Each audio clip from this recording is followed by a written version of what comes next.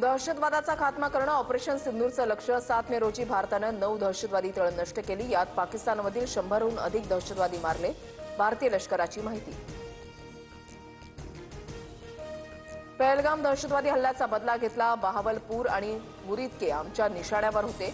कसाबनं प्रशिक्षण घेतलेला तळ नष्ट करत 3 मोठ्या दहशतवाद्यांचा खात्मा. भारतीय सैन्यानं सांगितली ऑपरेशन सिंदूरची कामगिरी. पाकिस्तानला प्रत्युत्तर म्हणून कठोर कारवाई केली. पाकिस्तानी सैन्याचे 35 ते 40 सैनिक आणि अधिकारी मारले गेले. डीजीएमओ पत्रकार परिषदेमधून खुलासा.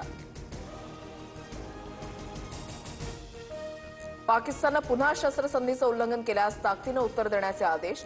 कोणत्याही कारवाईसाठी आम्ही तयार. भारतीय सैन्य दलाचा पाकला इशारा. संयुक्त राष्ट्रांच्या सुरक्षा परिषदेमध्ये भारत आपलं पथक पाठवणार. पाकचे दहशतवाद्यांशी असलेल्या संबंधाचे भारत पुरावे देणार. पुढील आठवड्यामध्ये संयुक्त राष्ट्रांची सुरक्षा परिषद होणार. सूत्रांची माहिती. सीमा आणि नियंत्रण रेषेवर पाकिस्तानी सैन्यानं केलेल्या गोळीबारामध्ये 5 भारतीय जवान शहीद. पाककडून वारंवार शस्त्रसंधीचं उल्लंघन झालं. भारतीय लष्कराची माहिती. लढा शिकवण्यासाठी पाकच्या एअरबेसनं टार्गेट केलं. भारताकडून पाकची 11 एअरबेस उद्ध्वस्त. यात चकलाला एअरबेसचं मोठं नुकसान. भारतीय हवाई दलाची माहिती.